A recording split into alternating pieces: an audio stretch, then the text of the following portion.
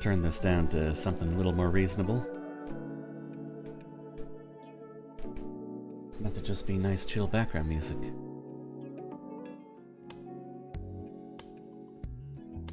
That seems alright. Okay. Thank you for the 10 months, Jay. As always.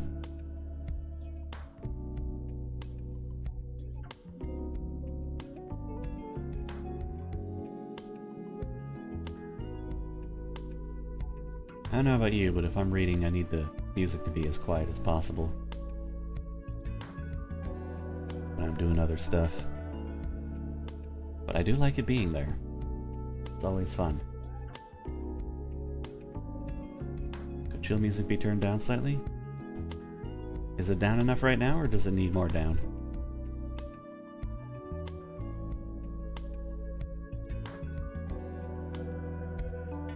More down, okay.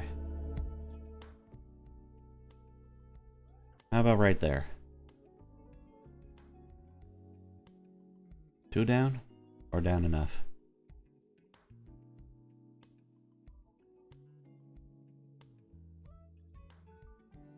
Oh, that's good. Yeah, I'm not a music guy, but there's something about these tracks that sometimes they just punch right through whatever the situation is for, like, how high the volume is or how high the volume says it is. Anyway. I read something. It was from this guy. MQ Tate. Mentioned that this, The Eye of Argon, is maybe the worst fantasy novel of all time. I wanted to test that out.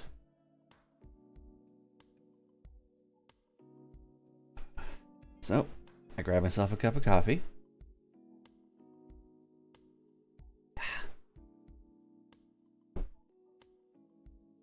And I'm gonna read it. Looks like it's 27 pages, probably 26 if it counts this bit. It was written in 1970, November. Or at least that's when it was published. This facsimile edition contains the entire text of the story as published in OS Fan number 10, November 1970. Plus the fanzine's front and back covers, and a preliminary full-page illustration, which may or may not relate to the story. Sandra Bond arranged the page scans thanks to a session with Alice Dryden's scanner. David Langford repaired some faded patches and produced this PDF version in December 2009. And now, almost 20 years after the PDF was created, and almost 60 years after the original was written, we're going to be reading it here. From the video, it was December 2000. Yes, dates are very exciting, aren't they? From the video, I was told that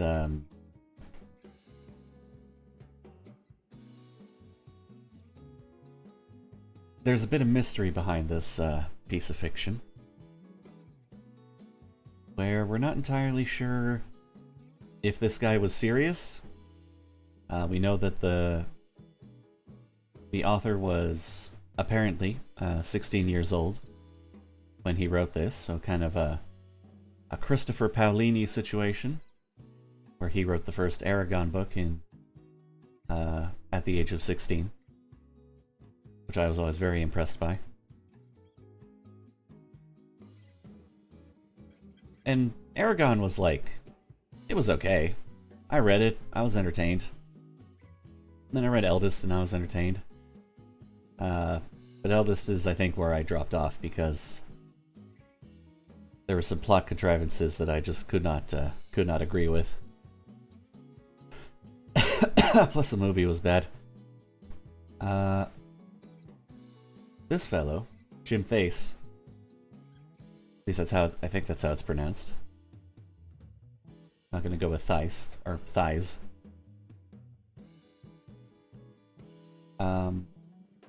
This is his only published work, apparently. Sorry, I bashed my head against the microphone there accidentally. The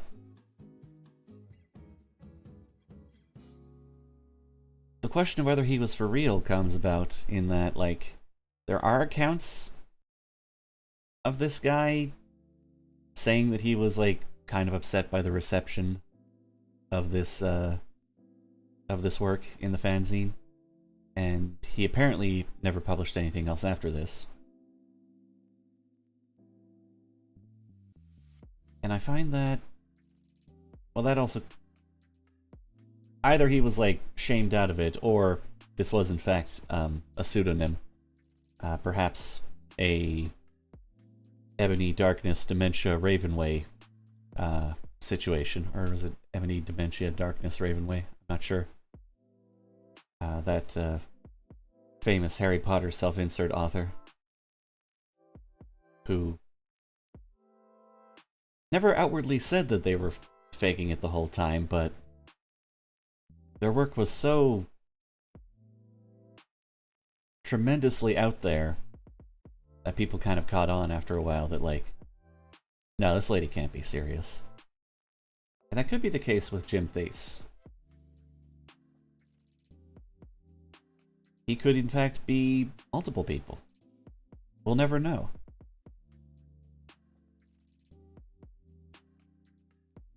Just like working on a weird piece of fiction. And I know it's high praise to compare this guy to the mother of bad fanfiction. But it might just be worth it. This is the front cover of the fanzine, I believe? Yes. OSFA meetings, August 30th to September 27th. The August 21st issue of the monthly publication of the Ozark Science Fiction Association. If you love us, we will love you muchly in return. Wonder if they're still kicking around. Anyone caught gnawing on the zine or its contents? We'll get Agnowitz. So, okay. I don't know what any of that means, but I assume it's some sort of inside joke. I was published in a fanzine once. Not to toot my own horn, but it probably had less readers than this one. And I say that, aware that, like, hey, if you get published, that's great. Even if you get published in something like this. So I do take pride in being published. Even if it's just for fans of a very niche video game to enjoy. Here's some art of a lady next to a ball of yarn, I guess. And we finally get into it. The Eye of Aragon by Jim Theis. Now, that yarn. In the 70s, I could picture people being surprised that someone could fake something like this, or that someone could make something like this legitimately, even. Now that we understand a little bit more about neurodivergence, I could see a very special, unique 16-year-old sitting down with a thesaurus and absolutely cranking this out in his spare time. But I'll leave it to you. Now then. The weather-beaten trail wound ahead into the dust-racked climes of the barren land which dominates large portions of the Norogolian Empire. Age-worn hoofprints, smothered by the sifting sands of time, shone dully against the dust-splattered crust of Earth. The tireless sun cast its parching rays of incandescence from overhead, halfway through its daily revolution. Small rodents scampered about, occupying themselves in the daily accomplishments of their dismal lives. Dust sprayed over 3 heaving mounts in blinding clouds, while they bore the burdensome cargoes of their struggling overseers. "Prepare to embrace your creators in the Stygian haunts of hell, barbarian," gasped the first soldier. "Only after you have kissed the fleeting stead of death, wretch," returned Grignir. A sweeping blade of flashing steel riveted from the massive barbarian's hide-enameled shield as his rippling right arm thrust forth, sending a steel-shod blade to the hilt into the soldier's vital organs. Well, not the vital ones. The disemboweled mercenary crumpled from his saddle and sank to the clouded sward, sprinkling the parched dust with crimson droplets of escaping life fluid. The enthused barbarian swiveled about, his shock of fiery red hair tossing robustly in the humid air currents as he faced the attack of the defeated soldier's fellow in arms. "Damn you, barbarian!" shrieked the soldier as he observed his comrade in death. A gleaming scimitar smote a heavy blow against the renegade's spiked helmet, bringing a heavy cloud over the accordion's misting brain. Shaking off the effects of the pounding blow to the head, Grignir brought down his scarlet-streaked edge against the soldier's crudely forged hauberk, clanging harmlessly to the left side of his opponent. The soldier's steed whinnied as he directed the horse back from the driving blade of the barbarian. Grignir leashed his mount forward as the hoarsely piercing battle cry of his wilderness-bred race resounded from his grinding lungs. Should get that checked out. A twirling blade bounced harmlessly from the mighty thief's buckler as his rolling right arm cleft upward, sending a foot of blinding steel ripping through the Cimmerian's exposed gullet. A gasping gurgle from the soldier's writhing mouth as he tumbled to the golden sand at his feet and wormed agonizingly in his deathbed. Grignir's emerald green orbs. We're doing orbs in 1970 even. I don't know, if you were a fanfiction reader at any point in your life, you know about the orbs. Glared lustfully at the wallowing soldier struggling before his chestnut-swirled mount. His scowling voice reverberated over the dying form in a tone of mocking mirth. "You city-bred dogs should learn not to antagonize your better." Raining, spelled wrong. Or maybe not spelled wrong. Yeah, no, I guess that's correct in this case. His weary mount ahead. Grignir, not capitalized, resumed his journey to the Mongolian city of Gorzam, hoping to discover wine, women, and adventure to boil the wild blood coursing through his savage veins. So, on the surface, at this point, sounds pretty nice. Although some would take note that this guy loves his synonyms. Or his, his thesaurus, like I mentioned before. He'll, from what I'm told, never give you a straight sentence, essentially. It's all gonna be just the craziest words he could find to describe the situation.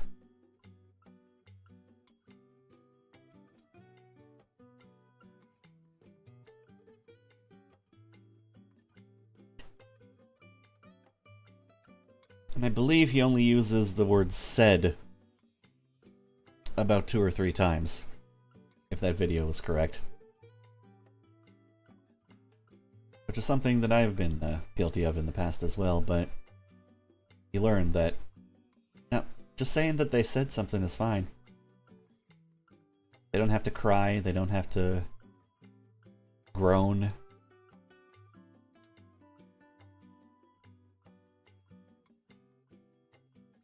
The trek to Gorzum was forced upon Gringor when the soldiers of Orin were leashed upon him by a faithless concubine he had wooed. His scandalous activities throughout the Cimmerian city had unleashed throngs of havoc and uproar among its refined patricians, leading them to tack a heavy reward over his head. He had barely managed to escape through the back entrance of the inn he had been guzzling in. You didn't have to say guzzling. Drinking was fine. As a squad of soldiers pounced upon him, after spilling a spout of blood from the leader. When I was a kid, my English teacher used to tell me never to use said. We would get marked down for the number of times we used said. Yeah, I do remember like repetition being the enemy in writing, but I feel like the standards have changed, perhaps, and now it's considered a little much to use different words for said all the time. In fact, I've been told by people to always use said. I'm like, well, I'm not gonna always use said. I'm gonna have somebody shout every once in a while. Let's see. After spilling a spout of blood from the leader of the mercenaries as he dismembered one of the officer's arms, he retreated to his mount to make his way towards Gorzum, rumored to contain hordes of plunder and many young wenches for any man who has the backbone to wrest them away. Exclaim? Yeah, sure. Arriving after dusk in Gorzum, Gringor ascended down Dismal Alley, reining his horse before a beaten tavern. The red-haired giant strode into the dimly lit hostelry, reeking of foul odors and cheap wine. The air was heavy with choking fumes spewing from smoldering torches, encased within Théoden's earthen-packed walls. The den's earthen-packed walls, I see. Tables were clustered with groups of drunken thieves and cutthroats, tossing dice or making love to willing prostitutes. Well, that's good. Eyeing a slender female crouched alone at a nearby bench, Gringor advanced wishing to wholesomely occupy his time.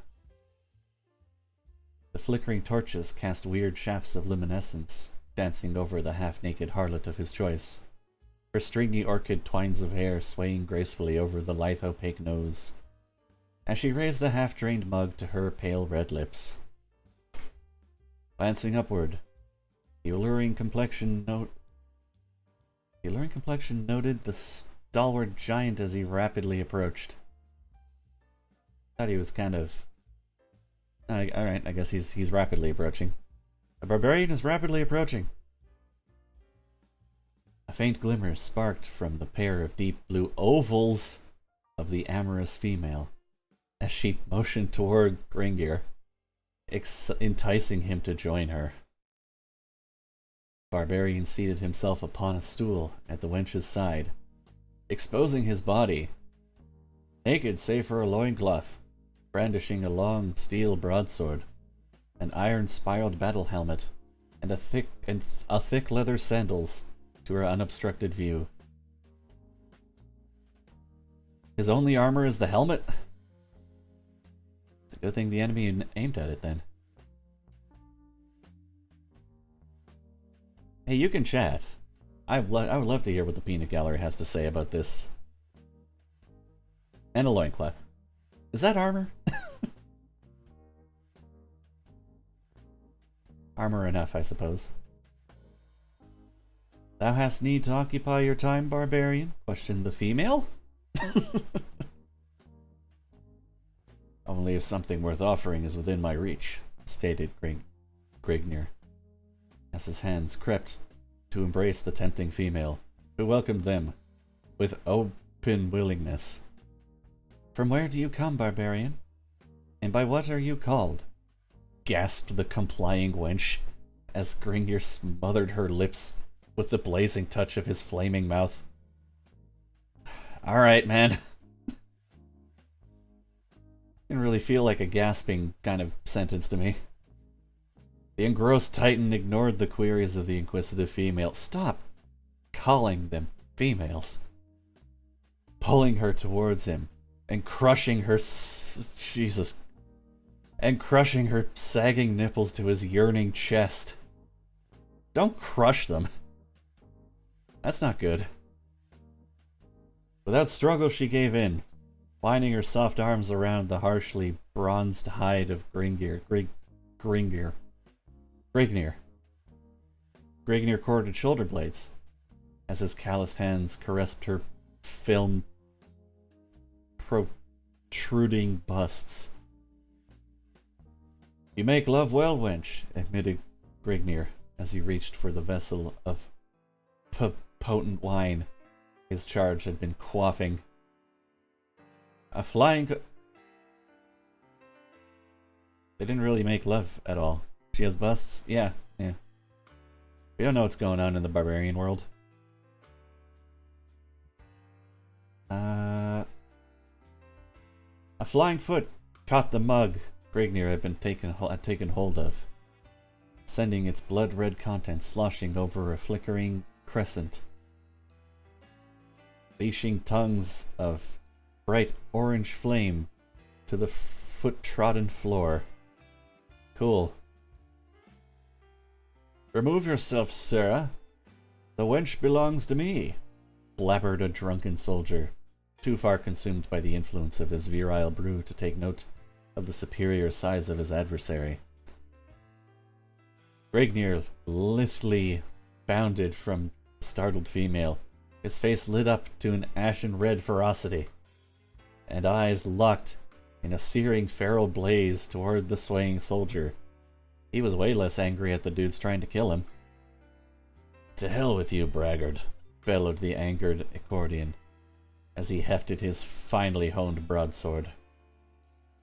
The staggering soldier clumsily reached toward the pommel of his dangling sword, but before his hands ever touched the oaken hilt, a silvered flash was slicing the heavy air.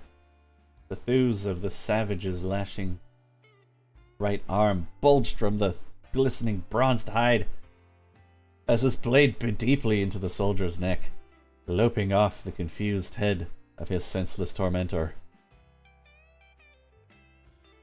"This is how you get kicked out of cities, Grignir. You just got here." With a nauseating thud, the severed oval... Alright. Yeah. Well, he is a barbarian, I guess. Toppled to the floor, as the segregated torso of Grignir's bovine antagonist swayed, then collapsed in a pool of swirled crimson. Way to bring down the mood, bro. In the confusion, the soldier's fellows confronted Grignir with unsheathed cutlasses, directed toward the latter's scowling makeup. "The slut should have picked his quarry more carefully," roared the victor in a mocking baritone growl, as he wiped his dripping blade on the prostrate form and returned it to its scabbard. "The fool should have shown more prudence. However, you shall rue your actions while rotting in the pits," stated one of the sprawled soldier's comrades. Grignir's hand began to remove his blade from its leather housing, but R-worded the motion in face of the blades waving before his face. "Dismiss your hand from the hilt, barbarian, or you shall find a foot of steel sheathed in your gizzard." With a scimitar? It's not really a stabbing weapon. Grignir weighed his position, observing his plight, whereupon he took the soldier's advice as the only logical choice. To attempt to hack his way from his present predicament could only warrant certain death. He was of no mind to bring upon his own demise if an alternate path presented itself. The will to necessitate his life force or his life, forced him to yield to the superior force, in hopes of a moment of carelessness later upon the part of his captors, in which he can effect a more plausible means of escape.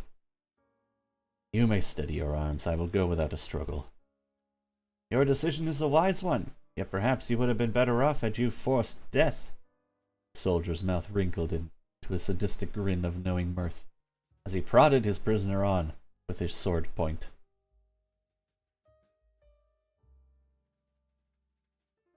After an indiscriminate period of marching through the slinking alleyways and dim moonlighted streets, the procession confronted a massive seraglio. Alright. The palace area was surrounded by an iron grating, with a lush garden upon all sides. The group was admitted through the gilded gateway, and Grignir was led along a stone pathway bordered by plush vegetation, lustfully enhanced by the moon's shimmering rays. Don't look at the plants like that. Upon reaching the palace, the group was granted entrance, and after several minutes of explanation, led through several winding corridors to a richly draped chamber. You know what, I can move my head out of the chat box. I could be over here.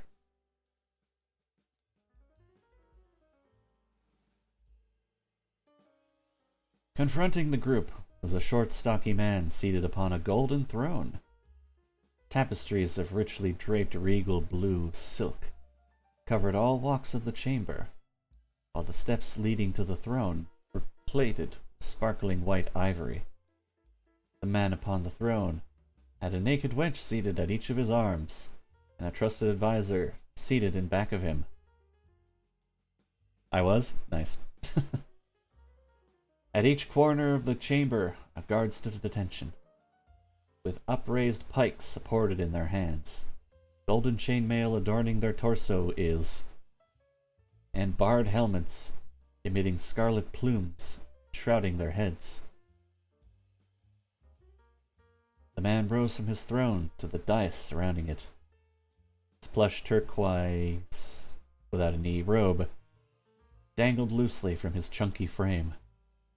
Is that supposed to be this guy on the left? Why doesn't he have eyes? The soldiers surrounding Grignir fell to their knees with heads bowed to the stone masonry of the floor, in fearful dignity to their sovereign, liege. Explain the purpose of this intrusion upon my chateau. Your Serenity, resplendent in noble grandeur, we have brought this yokel before you. The soldier gestured toward Grignir. For the redress or your all-knowing wisdom in judgment regarding his fate. Down on your knees, lout, and pay a proper homage to your sovereign, commanded the pudgy noble of Grignir. Never getting that name right. By the surly beard of Mrific, Grignir kneels to no man, scowled the massive barbarian. You dare to deal this blasphemous act to me? You are indeed brave, stranger, yet your valor smacks of foolishness.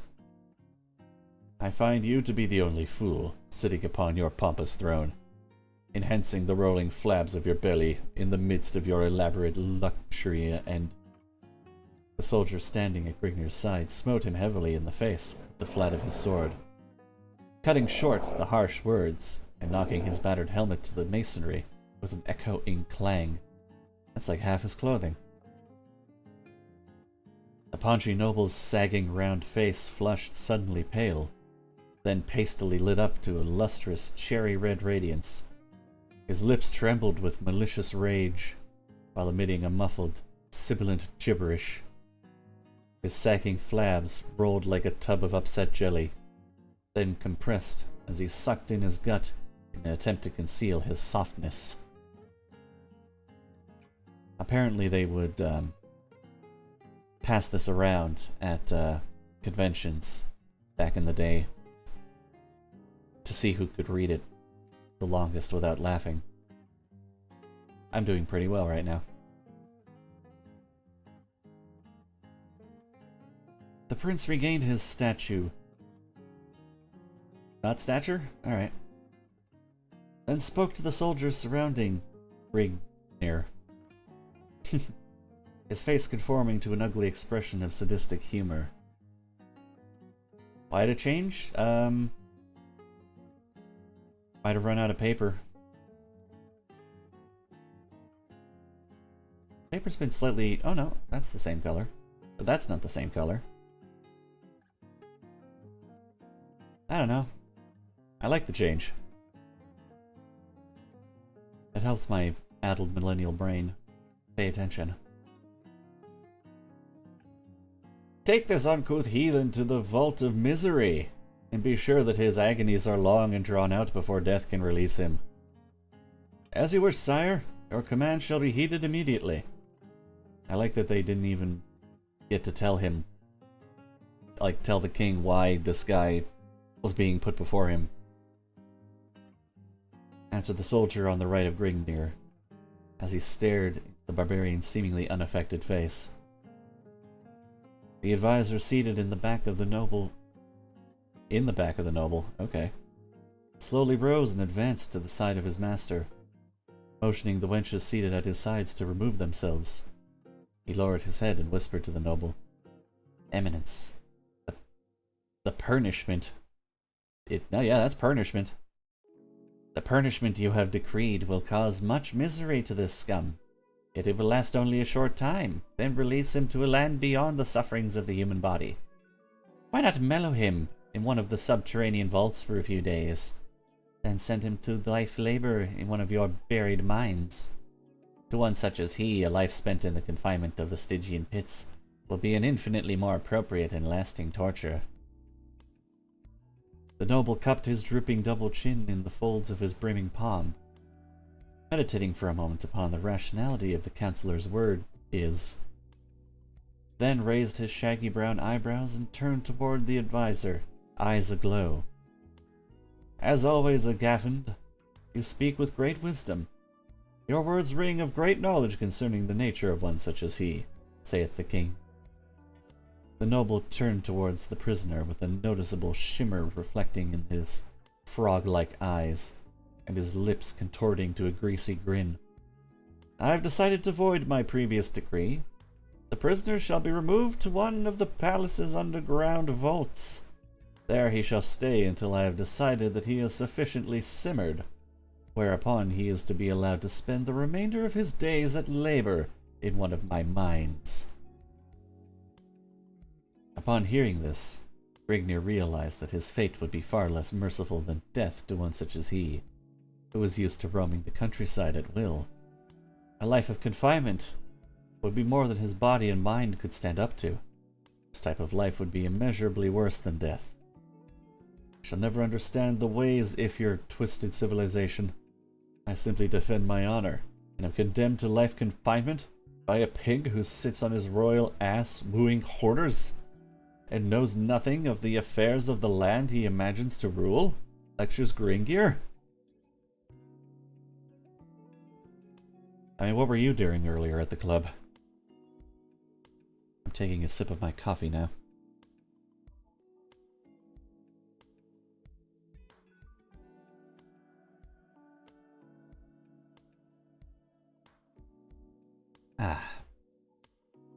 Enough of this. Away with the slut before I loose my control. Are you slut-shaming Grignir? Grignir?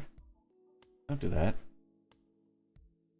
Seeing the peril of his position, Grignir searched for an opening. Crushing prudence to the sward, he plowed into the soldier at his left arm, taking hold of his sword, and bounding to the dais supporting the prince before the startled guards could regain their composure. Agafend leaped Grignir and his sire, but found a sword blade permeating the length of his ribs before he could loose his weapon. Wow. The advisor's dead already.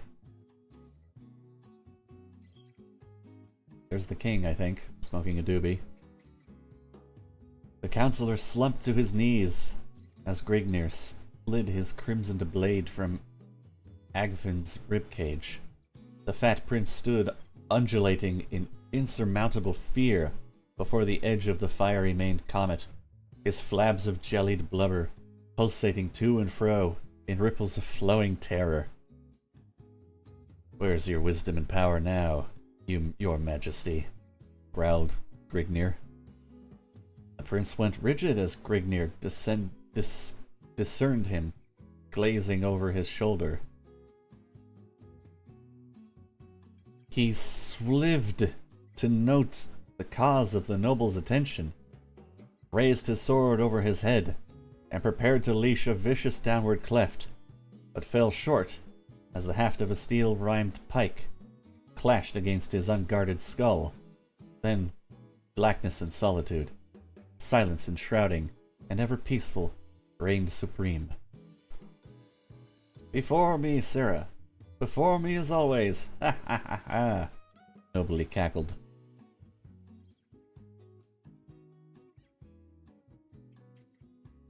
Consciousness returned to Grignir in stigmatic pools as his mind gradually cleared of the cobwebs cluttering its inner recesses. Yet the Stygian cloud of charcoal ebony remained, an incompatible shield of blackness, enhanced by the bleak absence of sound. Grignir's muddled brain reeled from the shock of the blows he had received to the base of his skull. The events leading to his predicament were slow to filter back to him.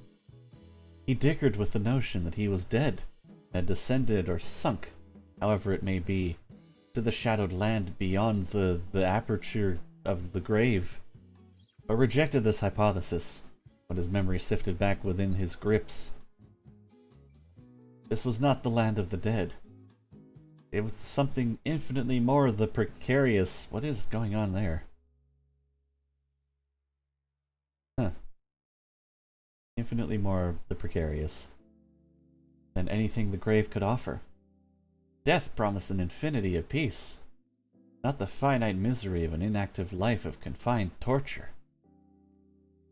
Forever concealed from the life-bearing shafts of the beloved rising sun. The orb that had been before taken for granted, yet now cherished above all else. Be forever refused further glimpses of the snow-capped summits of the land of his birth. Never again to witness the thrill of plundering unexplored lands beyond the crest of a bleeding horizon. And perhaps worst of all, the denial to ever again encompass the lustful excitement of caressing the naked curves of the body of a thick, trim-yawned wench. Trim-yawned? Well, maybe you shouldn't have cut that guy's head off at the bar.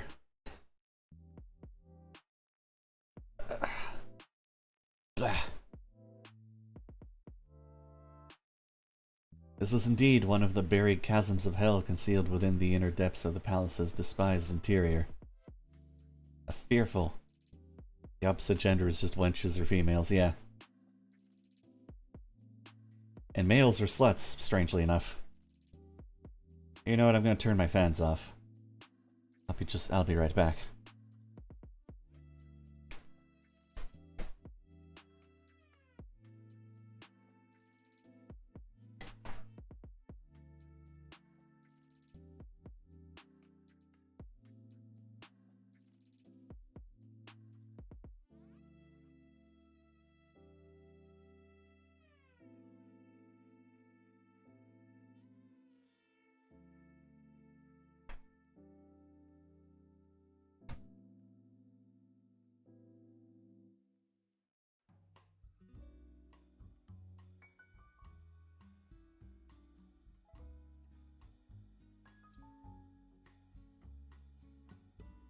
My hair has a piece that moves on its own.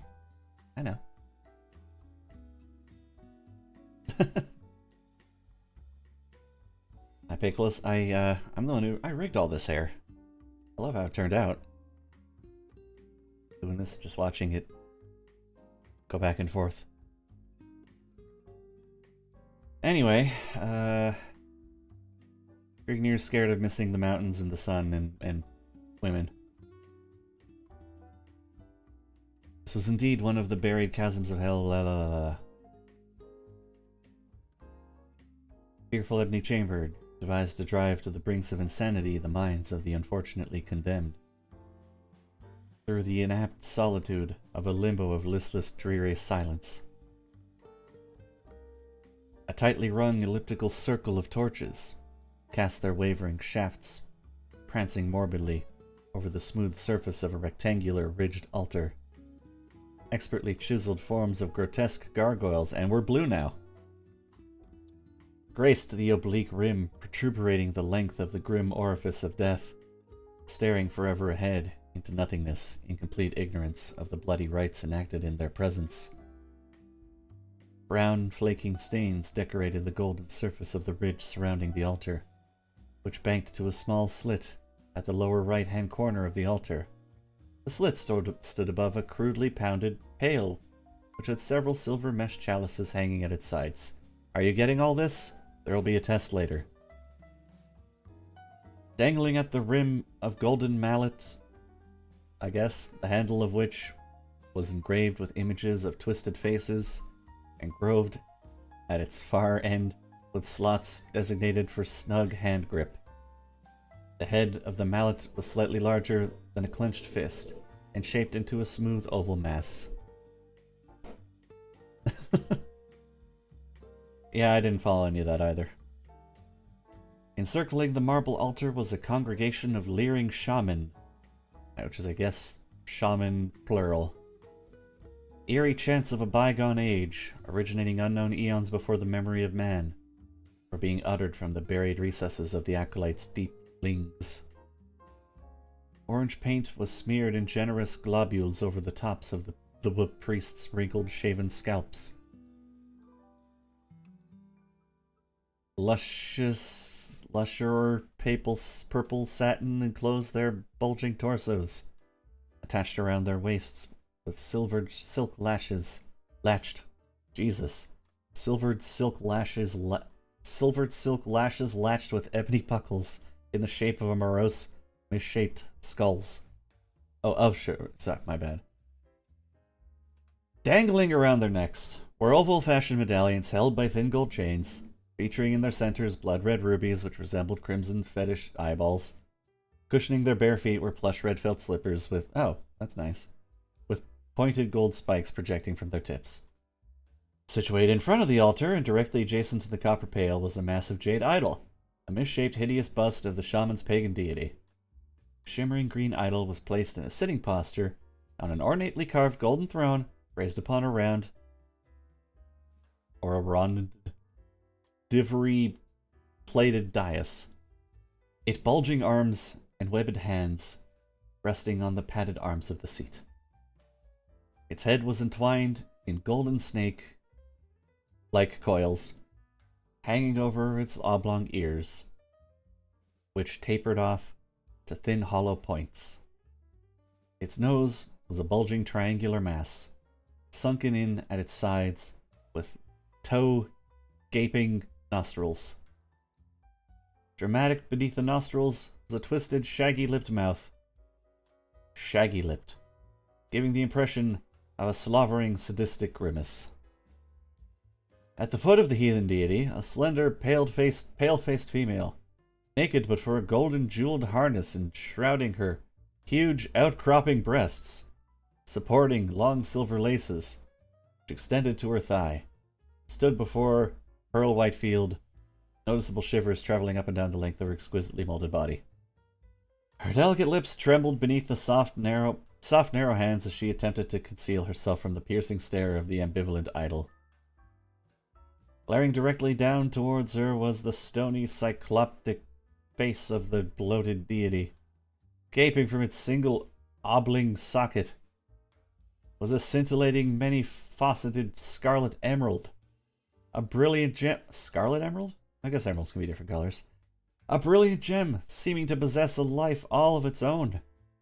A priceless gleaming stone capable of domineering the wealth of conquering empires. The Eye of Argon! It's the name of the thing. All knowledge of measuring time had escaped Grignir. When a person is deprived of the sun, or deprived, moon, and stars, He loses all conception of time, as he had previously understood it. It seemed as if years had passed. Time was being measured by terms of misery and mental anguish. Yet he estimated that his stay had only been for a few days in length. He had slept 3 times, had been fed 5 times since his awakening in the crypt. However, the actions of a body are restricted. Its needs are also affected. Need for nourishment and slumber are directly proportional to the functions of the body has performed, meaning that when free and active, Grignir may become hungry every 6 hours and witness the desire for sleep every 15 hours, whereas in his present condition, he may encounter the need for food every 10 hours, and the want for rest every 20 hours. All methods he had before depended on, or upon, were extinct in the dismal pit. Hence, he may have been imprisoned for 10 minutes, or 10 years, he did not know, resulting in a disheartened emotion deep within his being.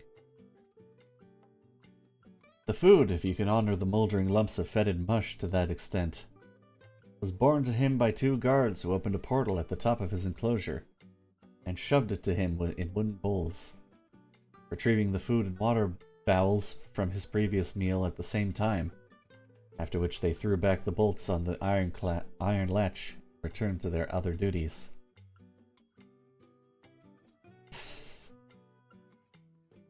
Since deprived of all other means of nourishment, Grignir was impelled to eat the tainted slop in order to ward off the pangs of starvation. Though as he stuffed it into his mouth with his filthy fingers, struggled to force it down his throat, he imagined it was that which had been spurned by the hounds stationed at various segments of the palace. There was little in the barren vault that could occupy his body or mind. He had paced out the length and width of the enclosure time and time again, and tested every granite slab which consisted the walls of the prison in hopes of finding a hidden passage to freedom. All of which was to no avail, other than to keep him busy, distract his mind from wandering to thoughts of what he believed was his future. He had memorized the number of strides from one end to the other of his cell, knew the exact number of slabs which made up the bleak dungeon. Numerous schemes were introduced and alternately discarded in turn, as they succored to unravel to him no means of escape which stood the slightest chance of success. Oh boy, this is a challenge to read out loud, I will say. You never know what the next word is going to be. Anguish continued to mount as his means of occupation were rapidly exhausted. Suddenly, without notive, he was routed from his contemplations as he detected a faint scratching sound at the end of the crypt opposite him. The sound seemed to be caused by something trying to scrape away at the granite blocks of the floor of the enclosure consisted of. Yeah, I read that right. The sandy scratching of something like an animal's claws. Grignir gradually groped his way to the other end of the vault, carefully feeling his way along, his hands ahead of him. When a few inches from the wall, a loud penetrating squeal, a scampering of small padded feet, reverberated from the walls of the roughly hewn chamber. Grignir threw his hands up to shield his face and flung himself backwards upon his buttocks.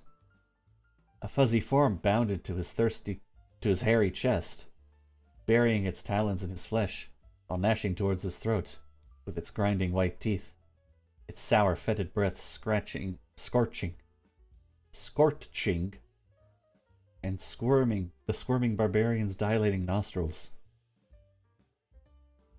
Grignir grappled with the lashing flexor muscles of the repugnant body of a gargantuan brown-hided rat, striving to hold its razor teeth from his juicy jugular, as its beady gray organs of sight. Organs of sight? Alright. Eyes is fine, guys.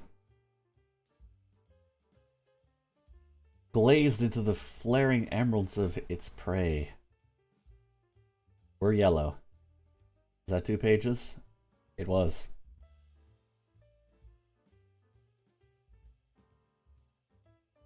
Taking hold of the rodent around its lean, growling stomach with both hands, Grignir pried it from his crimson-rent breast, removing small patches of flayed flesh from his chest in the motion between the squalid black claws of the starving beast. Holding the rodent at arm's length, he cupped his right hand over its frothing face, constricting his fingers into a vice-like fist over the quivering head. Retaining his grips on the rat, Grignir flexed his outstretched arms while slowly twisting his right hand clockwise and his left hand counterclockwise motion. The rodent let out a tortured squall, drawing scarlet as it violently dug its foam-flecked fangs into the barbarian's sweating palm, causing his face to contort to an ugly grimace as he cursed beneath his breath. With a loud crack, the rodent's head parted from its squirming torso, sending out a sprinkling shower of crimson gore. Wow, he twisted our giant rat's head off. Cool. And trailing a slimy string of disjointed vertebrae, snapped trachea, esophagus and jugular, disjointed hyoid bone, morose purpled stretched hide, and blood-seared muscles. Flinging the broken body to the floor, Grignir shook his blood-streaked hands and wiped them against his thigh until dry, then wiped the blood that had showered his face and from his eyes. Okay. Again sitting himself upon the jagged floor, he prepared to once more revamp his glum meditations. He told himself that as long as he still breathed the gust of life through his lungs, hope was not lost. He told himself this, but found it hard to comprehend in his gloomy surroundings.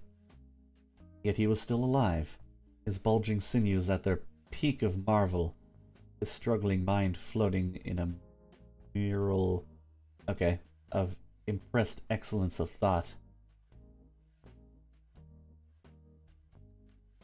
What? Plot after plot sifted through his mind in energetic contemplations. Then it hit him. Minutes may have passed in silent thought, or days, he could not tell. But he stumbled at last upon a plan that he considered as holding a slight margin of plausibility. He might die in the attempt, but he knew he would not submit without a final bloody struggle. It was not a foolproof plan, yet it built up a store of renewed vortexed energy in his overwrought soul. Though he might perish in the execution of the escape, he would still be escaping the life of infinite torture in store for him. Either way, he would still cheat the gloating prince of the succored revenge his sadistic mind craved so dearly. Guards would soon come to bear him off to the prince's buried mines of dread, giving him the sought-after opportunity to execute his newly formulated plan. Groping his way along the rough floor, Grignir finally found his tool in a pool of congealed gore.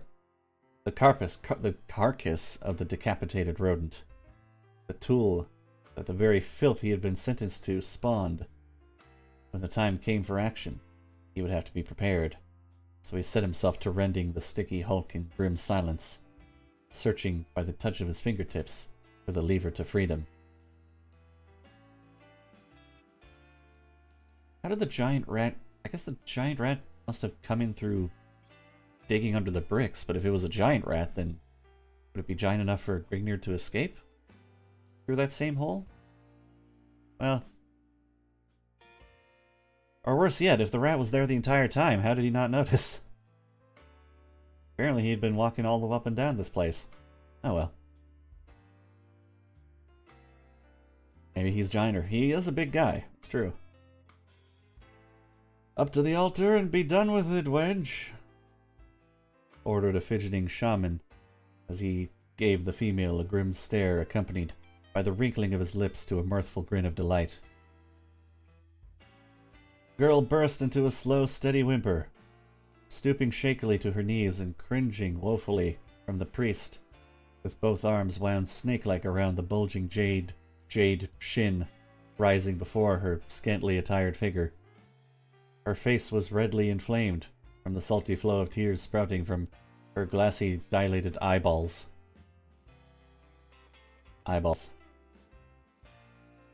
With short, heavy footfalls, the priest approached the female, his piercing stare never wavering from her quivering young countenance. Halting before the terrified girl, he projected his arm outward and motioned her to arise with an upward movement of his hand. The girl's whimpering increased slightly. She sunk closer to the floor rather than arising. Flickering torches outlined her trim build with a weird ornate glow, as it cast a ghostly shadow, dancing in horrid waves of splendor over smoothly worn whiteness of the marble-hewn altar. The shaman's lips curled back farther, exposing a set of blackened, decaying molars, which transformed his slovenly grin into a wide, greasy arc of sadistic mirth, and alternatively interposed into the female's a strong sensation of stomach-curdling nausea. "Have it as you will, female. Femoid," gloated the enhanced? Okay. Gloated the enhanced priest as he bent over at his waist, projecting his ape-like arms forward, and clasped the female's slender arms with his hairy round fists. With an inward surge of his biceps, he harshly jerked the trembling female to her feet, smothered her salty wet cheeks with the moldy touch of his decrepit, dull red lips. The vile stench of the shaman's hot-fetid breath overcame the nauseated female with a deep, soul-searing sickness, causing her to wrench her head backwards and regurgitate a slimy, orange-white stream of swelling gore over the richly woven purple robe of the enthused acolyte. Wow, the worst she could say is no. Nope, throwing up directly on you is pretty bad, actually. The priest's lips trembled with a malicious rage as he removed his callous paws from the girl's arms and replaced them with tightly around her undulating neck, shaking her violently to and fro. The girl gasped a tortured groan from her clamped lungs, her sea-blue eyes bulging forth from damp sockets. Cocking her right foot backwards, she leashed it desperately outwards with the strength of a demon possessed, lodging her sandaled foot squarely between the shaman's testicles. Right between them? That's a tough shot to make. The startled priest released his crushing grip, crimping his body over at the waist, overlooking his recessed belly, wide open, a deep chasm, his face flushed to a rose-red shade of crimson. I think his face is red. Eyelids fluttering wide with eyeballs protruding blindly outwards from their sockets to their outmost perimeters, while his lips quivered wildly about, allowing an agonized wallow to gust forth as his breath billowed from burning lungs. His hands reached out, clutching his urinary gland. All right. As his knees wobbled rapidly about for a few seconds, then buckled, causing the ruptured shaman to collapse in an egg-huddled mass to the granite pavement, rolling helplessly about in his agony. Crimson, yeah. The pathetic screeches of the shaman groveling in dejected misery upon the hand-hewn granite-laid pavement, worn smooth by countless hours of arduous sweat and toil, a welter of ichor oozing through his clenched hands. Oh, he's bleeding? Ouch. Attracted the perturbed attention of his comrades from their fetid ululations. The actions of this rebellious wench bespoke the credence of an unheard of sacrilege. Okay. Never before in we're white now, lost maze of untold eons had a chosen one dared to demonstrate such blasphemy in the face of the cult's idolic deity. The girl cowered in unreasoning terror, helpless in the face of the emblazoned acolyte's rage, her orchid-tussled face smothered betwixt her bulging bosom, as she shut her curled lashed tightly, hoping to open them and find herself awakening from a morbid nightmare. I have seen videos of women who, like, their chest is large enough, and if they, like, wear the right kind of clothing, they can, in fact, slap their face down into their boobs.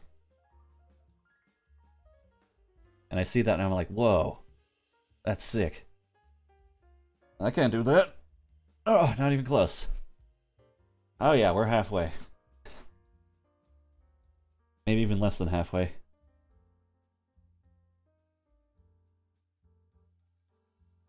You're not that talented either? Yeah. Few are, unfortunately.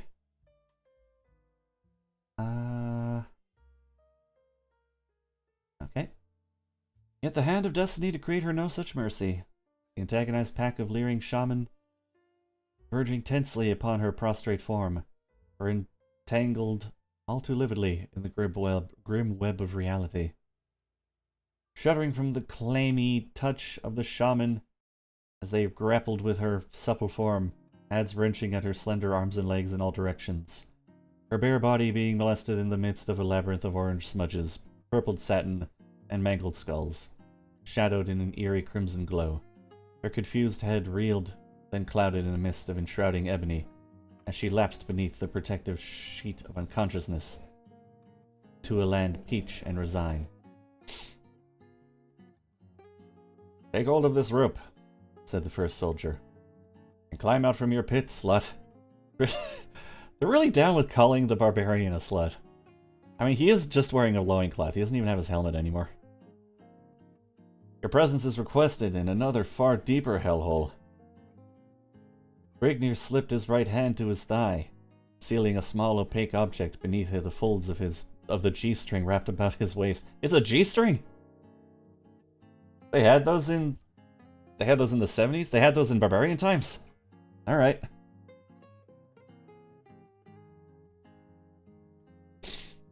I didn't know they had guitars to name that after. What's wrong, Jay? The barbarian's wearing a G-string. Why not?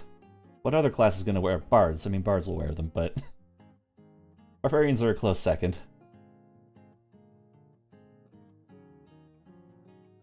Let's see. Huh? He is somehow concealing an object in the G-string as well. That's talent. Brine wells swelled in Gringer's cold, jade-squinting eyes, which, grown accustomed to the gloom of the Stygian pools of ebony engulfing him, were bedazzled and blinded by flickering radiance cast forth by the second soldier's resin torch. Tightly gripped in the second soldier's right hand, opposite the intermittent torch, was a large double-edged axe. A long leather-wound oaken handle transfixing the center of the weapon's iron head. Such a oh no. Well spoken.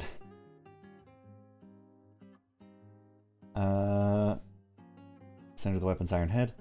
Adorning the torsos of both of the sentries were thin yet sturdy hauberks, the breastplates of which were woven of tightly hemmed twines of reinforced silver braiding.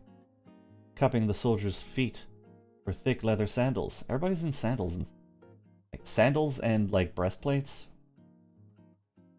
Are we in Sparta? Wrapped about their waists were wide satin girdles, with slender bladed poniards dangling loosely from them, the hilts of which featured scarlet-encrusted gems. Resting upon the manes of their heads, and reaching midway to their brows, were smooth copper morions.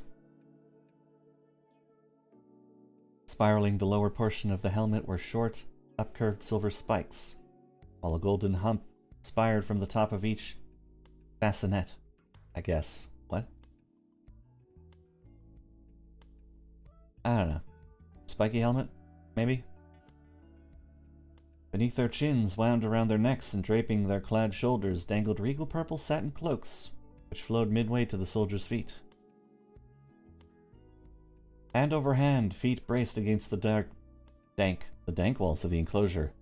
Huge Grignir ascended from the moldering depths of the forlorn abyss, his swelled limbs stiff due to the boredom of a timeless inactivity, compounded by the musty atmosphere and jagged granite protuberance against his body, craved for action. The opportunity now presenting itself served the purpose of oiling his rusty joints and honing his dulled senses. He braced himself, facing the second soldier. The sentry's stature was wildly exaggerated in the glare of the flickering crescent cuppix in his right fist. His eyes were wide open in a slightly slanted, owlish glaze, enhanced in their sinister intensity by the hawkbill curve of his nose and pale yellow peak of his cheeks. "Place your hands behind your back," said the second soldier, as he raised his axe over his right shoulder blade, casted a wavering glance. "You must bind your wrist to parry any attempts at escape. Be sure to make them not a stout one, Borig. We wouldn't want our guest to take leave of our guidance." Broig, pardon me. Broig grasped Grignir's left wrist and reached for the barbarian's right wrist. Grignir wrenched his right arm free and swiveled to face Broig, reaching beneath his loincloth with his right hand. The sentry grappled at his girdle for the sheathed dagger, but recoiled short of his intentions as Grignir's right arm swept to his gorge. The soldier went limp, his bobbing eyes rolling beneath fluttering eyelids, a deep welt across his spouting gullet. Without lingering to observe the result of his efforts, Grignir dropped to his knees. The second soldier's axe cleft over Grignir's head in a blaze of silvered ferocity, severing several scarlet locks from his scalp. Coming to rest in his fellow's stomach, the iron head crashed through the mail and flesh with splintering force, spilling a pool of crimsoned entrails over the granite paving. Ah yes, it's always two inept guards. Before the sentry could wrench his axe free from his comrade's carcass, he found Grignir's massive hands clasped about his throat, choking the life from his clamped lungs. With a zealous grunt, the accordion flexed his tightly corded biceps, forcing the grim-faced soldier to one knee. The sentry plunged his right fist into Grignir's face, digging his grimy nails into the barbarian's flesh.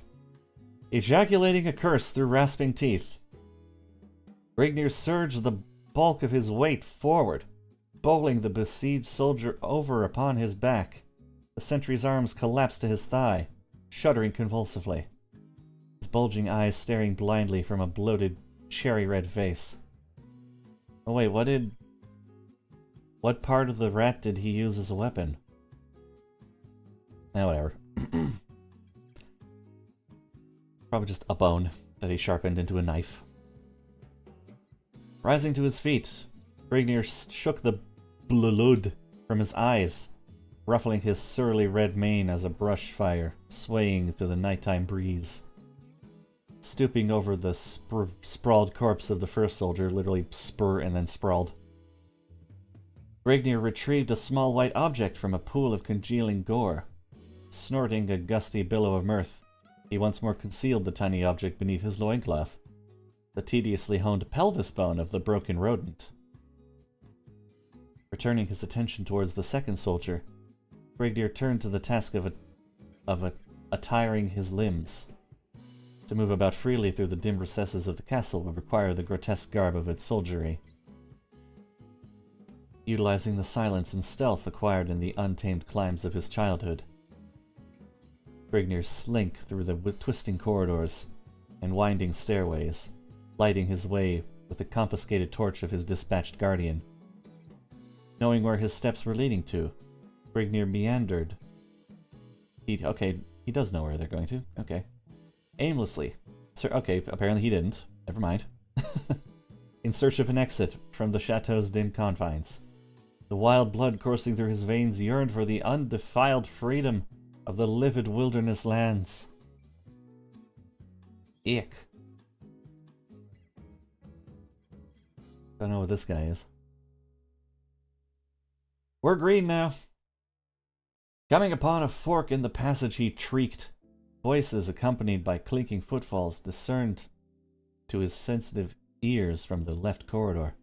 Wishing to avoid contact, Grignir veered to the right passageway.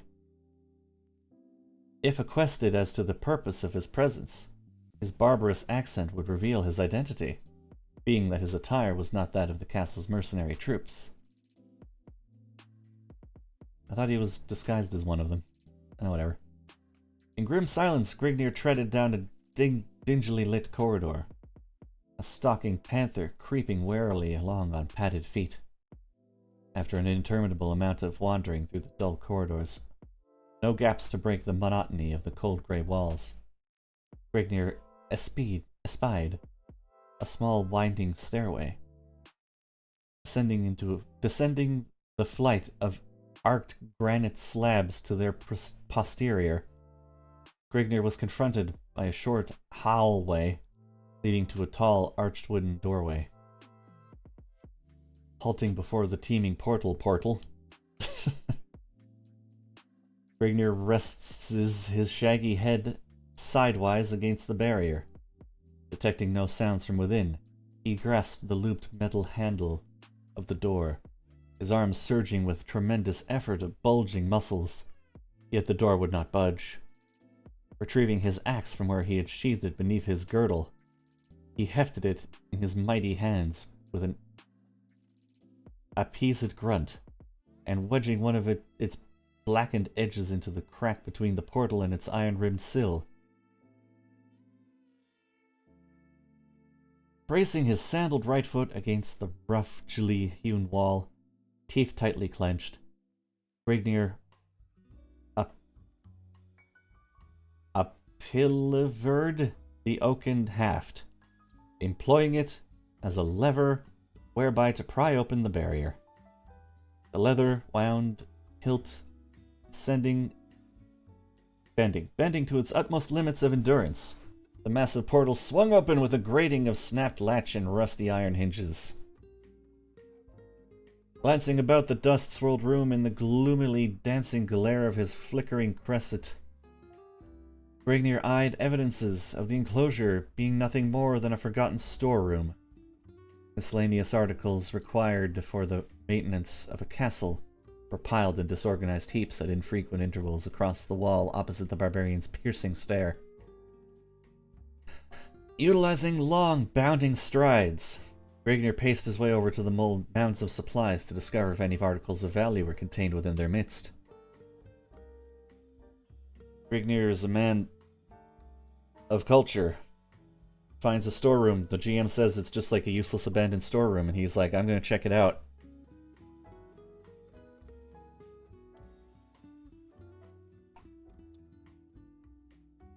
Detecting a faint clinking sound, Grignir sprawled to his left side with the speed of a striking cobra, landing harshly upon his back. Torch and axe loudly clattering to the floor in a morass of sparks and flame. An elm-woven board leaped from collapsed flooring, clashing against the jagged flooring, spewing a shower of orange and yellow sparks over Grignir's startled face. Rising uneasily to his feet, the half-stunned accordion glared down at the gruesome arm of death he had unwillingly sprung.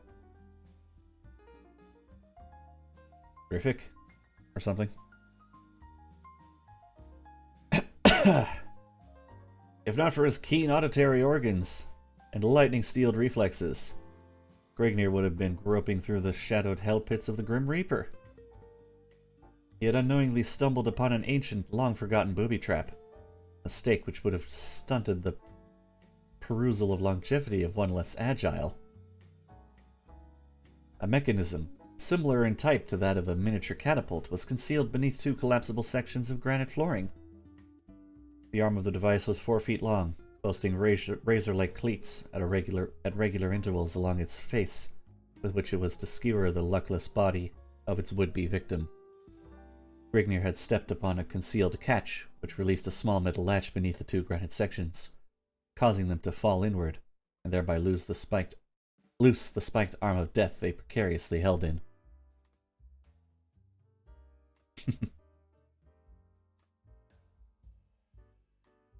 Partially out of curiosity, and partially out of an inordinate fear of becoming a pincushion for a possible second trap, Grignir plunged his torch into the exposed gap in the floor. The floor of a second chamber stood out 7 feet below the glare. Tossing his torch through the aperture, Grignir grasped the side of an adjoining tile, dropping down. Dude's like, secret room! Ah, hell yeah! Glancing about the room, Grignir discovered that he had descended into the palace's mausoleum. Rectangular stone crypts cluttered to the floor at evenly paced intervals. The tops of the enclosures were plated with thick layers of virgin gold, while the sides were plated with white ivory, at one time sparkling, but now grown dingy through the passage of the rays of all-encompassing Mother Time. Featured at the head of each sarcophagus in tarnished silver was an expansively carved likeness of its rotting inhabitant. A dingy atmosphere pervaded the air of the chamber, which, sealed in the enclosure for an unknown period, had grown thick and stale. Intermingling with the curdled currents was the repugnant stench of slowly moldering flesh, creeping ever slowly but surely through minute cracks in the numerous vaults. Due to the embalming of the bodies, their flesh decayed at a much slower rate than is normal, yet the nauseous odor was nonetheless repellent. Towering over Grignir's head was the trap he released. The mechanism of the miniaturized catapult was cluttered with mildew and cobwebs.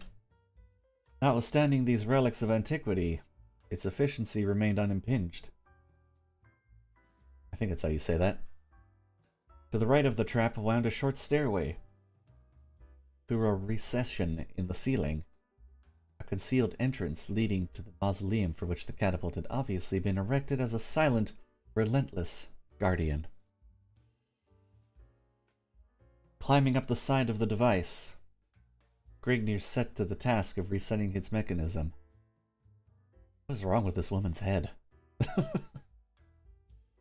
I thought it was like facing up slightly, but even then. I don't know, man. Where are your eyes?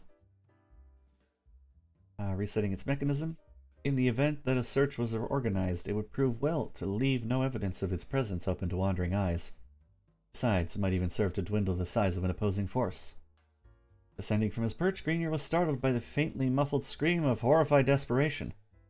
His hair prickled yawkishly in disorganized clumps along his scalp, as a cold danced along the length of his spinal cord.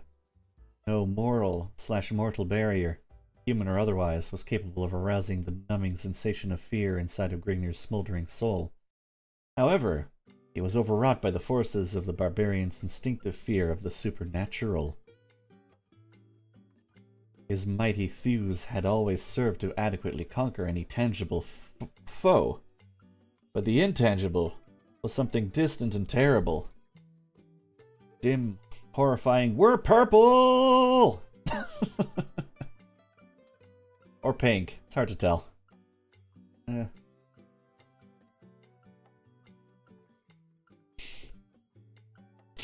Tales passed by word of mouth over glimmering campfires and skins of wine had more than once served the purpose of chilling the marrowed core of his sturdy-limbed bones. Yet the scream contained a strangely human quality, unlike that which Grignir imagined would come from the lungs of a demon or spirit, making Grignir take short, nervous strides, advancing to the sarcophagus from which the sound was issuing. Clenching his teeth in an attempt to steel his jangled nerves, Grignir slid the engraved slab from the vault with a sharp rasp of grinding stone. Another long-drawn cry of terror, infested anguish, met the barbarian, scoring like the shrill piping of a demented banshee, piercing the inner fibers of his superstitious brain with primitive dread and awe. Stooping over to espy the tomb's contents, the glittering accordion's nostrils were singed by the scorching aroma of a moldering corpse, long shut up and fermenting. The same putrid scent which permeated the entire chamber, but multiplied to a much more concentrated dosage. The shriveled leathery packet of crumbling bones and dried flacking flesh offered no resistance, but remained in a fixed position of perpetual vigilance, watching over its dim abode from hollow gaping sockets. The tortured cries were not coming from the tomb, but from some hidden depth below. Pulling the reeking corpse from its resting place, Grignir tossed it to the floor in a broken, mangled heap.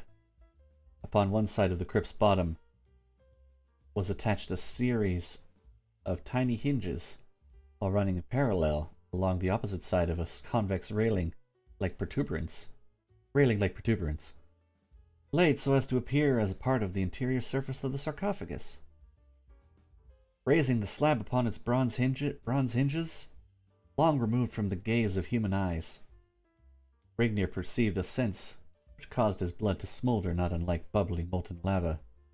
Directly below him, a whimpering female lay stretched upon a smooth-surfaced marble altar. A pack of gracie-faced shaman clustered around her in a tight circular formation.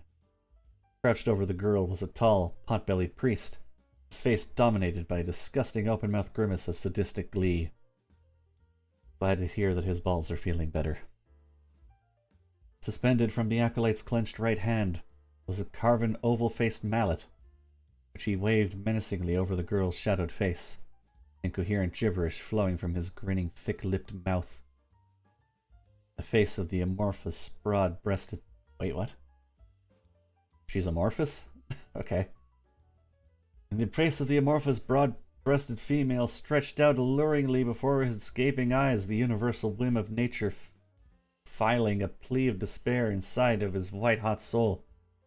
Grignir acted in the only manner he could perceive, giving vent to a hoarse, throat-rending battle cry. Grignir plunged into the midst of the startled shaman, torch simmering in his left hand, an axe twirling in his right hand. A gaunt skull-faced priest, standing at the far side of the altar, clutched desperately at his throat, coughing furiously in an attempt to catch his breath. Lurching helplessly to and fro, the acolyte pitched headlong against the gleaming base of a massive jade idol. Did Grignir even hit him? Did he just have a heart attack? Writhing agonizedly against the hideous image, foam flecking his chalk-white lips, the priest struggled helplessly, the victim of an epileptic seizure. Okay, he just had a seizure. Seeing the naked barbarian jump in from out of nowhere was just too much for him to handle. Startled by the barbarian's stunning appearance, the chronic fit of their fellow, and the fear that Grignir might be the avant-garde of a conquering force dedicated to the cause of destroying their degenerated cult, the Saman momentarily lost their composure. Giving vent to heedless pandemonium, the priests fell easy prey to Grignir's sweeping arc of crimson death and maiming destruction. The acolyte performing the sacrifice took a vicious blow to the stomach, hands clutching vitals and severed spinal cord as he sprawled over the altar. The Dizer Anzid priests? Okay. Disorganized priests. Lurched and staggered with split skulls, dismembered limbs, and spewing entrails before the enraged Accordion's relentless onslaught. The howls of the maimed and dying reverberated against the walls of the tiny chamber, a chorus of hell-fraught despair, as the granite floor ran red with blood. The entire chamber was encompassed in the heat of raw savage butchery, as Grignir luxuriated in the grips of a primitive, beastly bloodlust. Presently all went silent, or silent, save for the ebbing groans of the sinking shaman, and Grignir's heaving breath accompanied by several gusty curses. The well had run dry. No more lambs remained for the slaughter. The rampaging stead of death, having taken of Grignir for the moment, left the barbarian free to the exploitation of his other perusals. Towering over his head was the misshaped image of the cult's hideous deity, Argon. Fantastic size of the idol in consideration of its being of pure... What? Pure aid. Sure, okay. Was enough to cause the senses of any man to stagger and reel. Yet thus was not the case for the behemoth. He had paid only casual notice to this incredible fact, while riveting the whole of his attention upon the jewel protruding from the idol's soul socket. Soul socket. Its masterfully cut facets, you mean? Emitting blinding rays of hypnotizing beauty. After all, a man cannot slink from a heavily guarded palace while burdened down by the intense bulk of a squatting statue, providing, of course, that the idol can even be hefted, which, in fact, was beyond the reaches of Grignir's coursing stamina. On the other hand, the jewel, gigantic as it was, would not present a hindrance of any mean concern. Help me, please. I can make it well worth your while. pleaded a soft, anguish-strewn voice wafting over Grignir's shoulders as he plucked the dull red emerald from its roots. Turning, Grignir faced the female that had lured him into this bloodbath, but whom had become all but forgotten in the heat of the battle. "You!" ejaculated the accordion. "Wow, that was fast," in a pleased tone. "I thought that I had seen the last of you at the tavern, but verily I was mistaken. It's the same woman! Man, she's had a long day." Grignir advanced into the grips of the female's entrancing stare, severing the golden chains that held her captive upon the altar's highly polished face of ornamental limestone. As Grignir lifted the girl from the altar, her arms wound dexterously about his neck, soft and smooth against his harsh exterior. "Art thou pleased that we have chanced to meet once again?" Grignir merely voiced a side grunt, returning the damsel's embrace, while he smothered her trim, delicate lips between the coursing protrusions of his reeking maw. You could have just said he had lips too. "Let us take leave of this wretched chamber," stated Grignir as he placed the female upon her feet.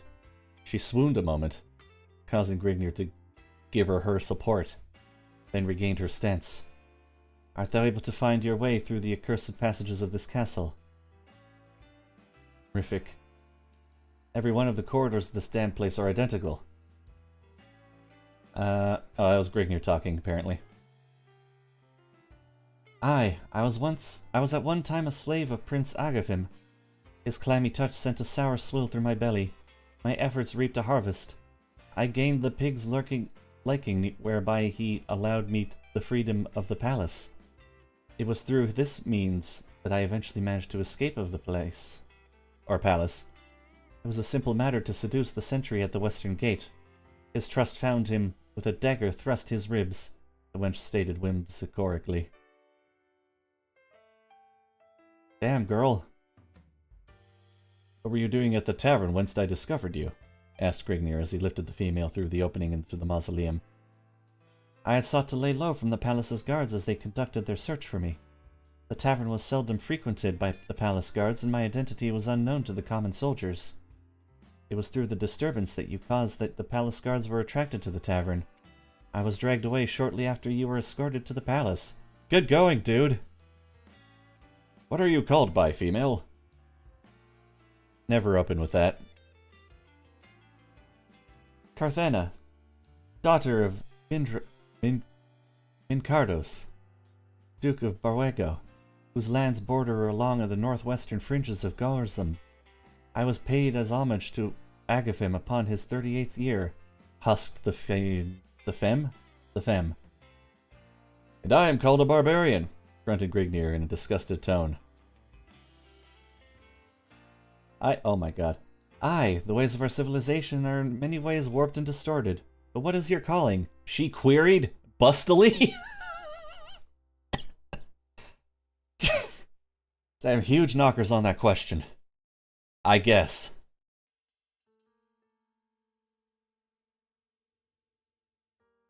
"Grignir of Accordia."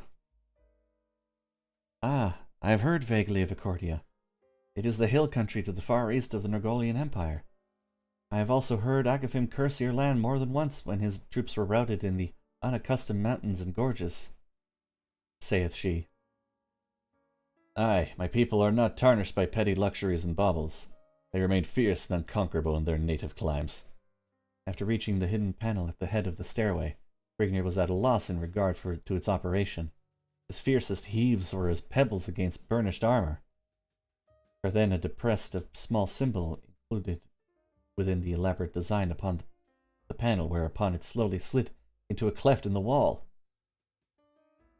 "How did you come to be the victim of these crazed shaman?"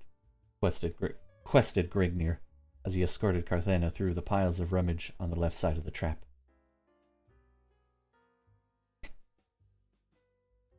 "By Agafim's orders, I was thrust into a secluded cell to await his passing of sentence." Oh, wait.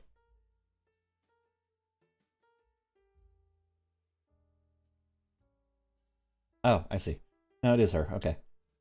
"By some means, the priests of Argon acquired a set of keys to the cell. They slew the guard placed over me abducted me to the chamber in which you chanced to come upon the Skazktik sacrifice. Their hell-spawned cult demands a sacrifice once every 3 moons upon its full journey through the heavens. They were startled by your unannounced appearance, through the fear you had been sent by Agaphim. The prince would surely have submitted them to the most ghastly of tortures if he had ever discovered their unfaithfulness to Sargon, his bastard deity. Many of the partakers of the ritual were high nobles and high trustees of the inner palace.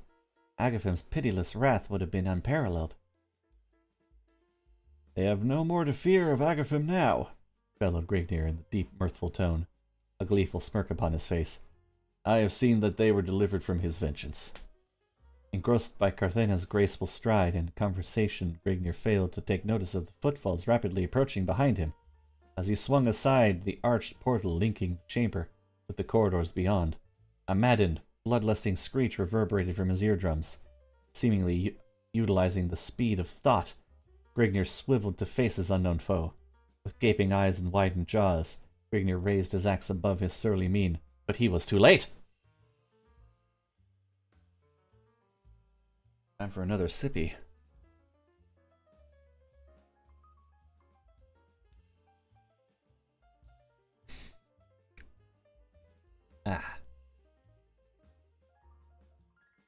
With wobbling knees and swimming head, the priest that had lapsed into an epileptic seizure rose unsteadily to his feet. Oh, glad he's doing well. While enacting his choking fit in writhing agony, the shaman was overlooked by Grignir.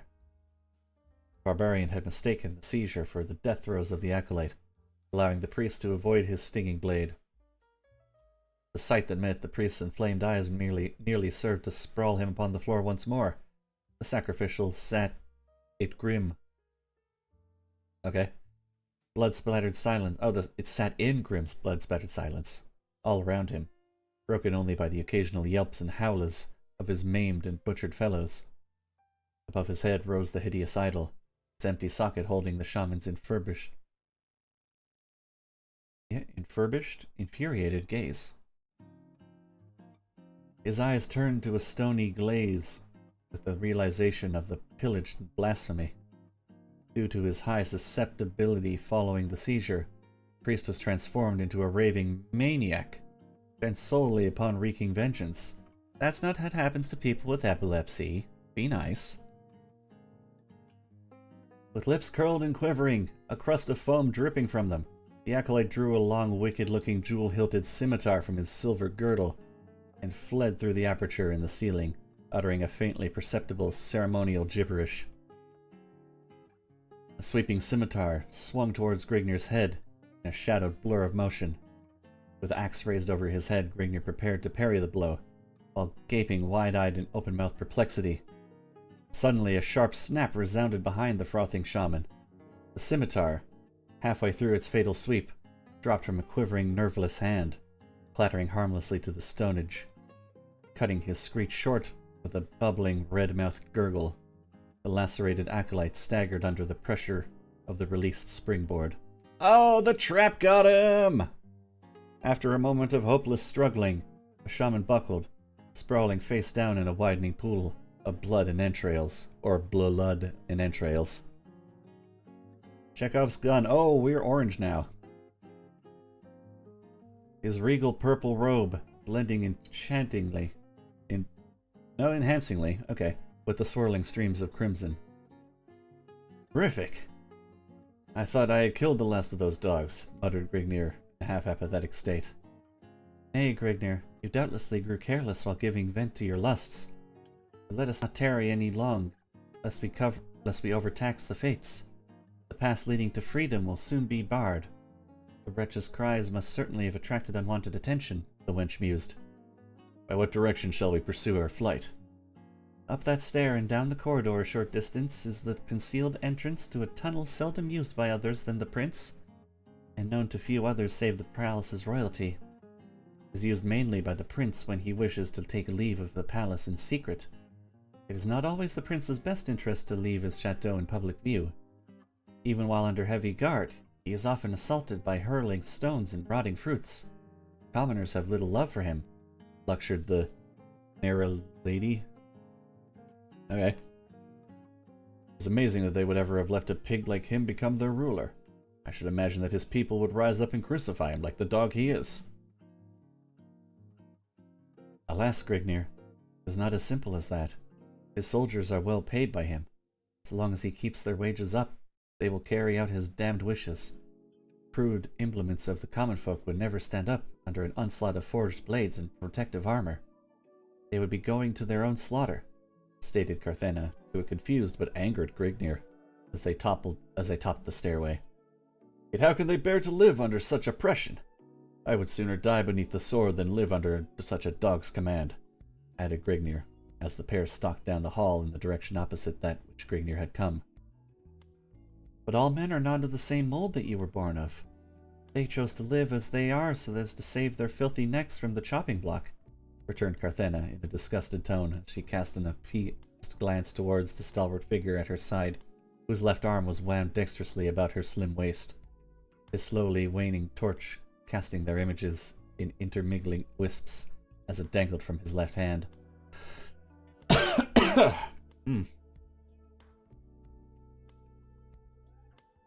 Presently, Carthena came upon the panel, concealed amongst the other granite slabs and discernible only by the burnt-out crescent above it. As I pushed the crescent aside, pushed the panel inwards. Carthena motioned to the panel she was referring to, and twisted the crescent in a counterclockwise motion. Grignir braced his right shoulder against the walling, concentrating the force of his bulk against it. The slab gradually swung inward with a slight grating sound. Carthena stooped beneath Grignir's corded arms, and crawled upon all fours into the passage beyond, not the assage. Grignir followed after casting the slab back into place. Easing the slab back into place. He was nice about it. Winding before the pair was a dark, musty tunnel, exhibiting tangled spiderwebs from its ceiling to a wall and an oozing, sticky slime running lazily upon its floor. And we're all wearing sandals here. Gross.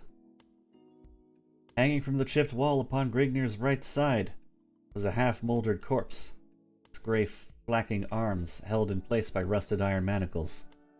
Carthena flinched back into Grignir's arms at the sight of the leering set in an ugly, distorted grimace, staring horribly at her from hollow, gaping sockets. This alcove must also be used by Agaphim as a torture chamber. I wonder how many of his enemies have disappeared into these haunts never to be heard from again, pondered the hulking brute. Let us flee before we are also caught within Agaphim's ghastly clutches. The exit tunnel cannot be very far from here, said Carthena with a slight sob to her voice, as she sagged in Grignir's encompassing embrace. Aye, it would be best to be finished with this corridor as soon as it is possible. But why do you flinch from the sight of death so? Ifrit, or whatever. You have seen much death this day without exhibiting such emotions, exclaimed Grignir, as he led her trembling form along the dingy confines. The man hanging from the wall was Doyanta. He had committed the folly of showing affections for me in front of Agaphim. He never meant any harm by his actions. At this, Carthena broke into a slow, steady whimpering, choking her voice with gasping sobs. There was never anything between us, yet Agaphim did this to him. The beast! May the demons of hell's deepest haunts claw away at his wretched flesh for this merciless act, she prayed. I detect that you felt more for this fellow than you wished to let on, but enough of this. We can talk of such matters after we are once more free to do so. With this, Grignir lifted the grieved female to her feet, and strode onward down the corridor, supporting the bulk of her weight with his surging left arm. Presently, a dim light was perceptibly filtering into the tunnel, casting a dim reddish hue upon the moldy wall of the passage's grim confines. Carthena had ceased her whimpering, and partially regained her composure. The tunnel's end must be nearing. Rays of sunlight are beginning to seep into. All that you hear are the horses corralled at the far end of the tunnel. Wait. Okay. Grignir clammed his right hand over Carthena's mouth and with a slight struggle pulled her over to the shadows at the right hand of the path, while at the same time thrusting his torch beneath an overhanging stone to smother its flickering rays. Be silent. I can hear footfalls approaching through the tunnel, growled Grignir, in a hushed tone. All that you hear are the horses corralled at the far end of the tunnel. That is a further sign that we are nearing our goal, she stated. All that you hear is less than what I hear. I heard footsteps coming towards us. Silence yourself, that we might find out whom we are being brought into contact with. I doubt that they would have thought as yet of searching this passage for us. The advantage of surprise will be upon our side, Grignir warned. Oh, she's beautiful.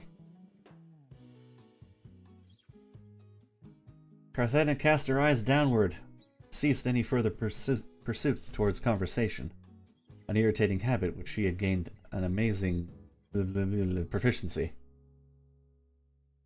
Two figures came into the pair's view from around a turn in the tunnel.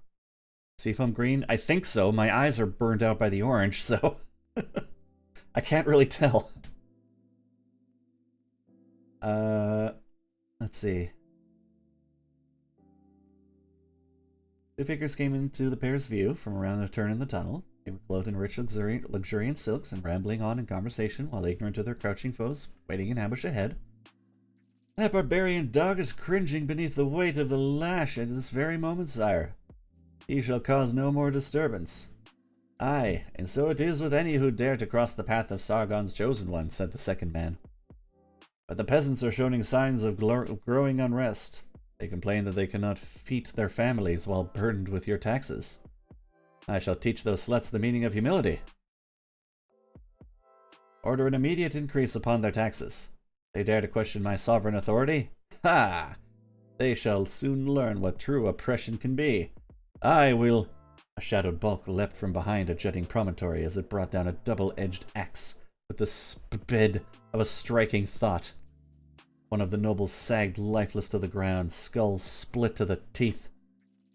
Grignir gasped as he observed the bisected face set in its leering death agonies. It was Agafind.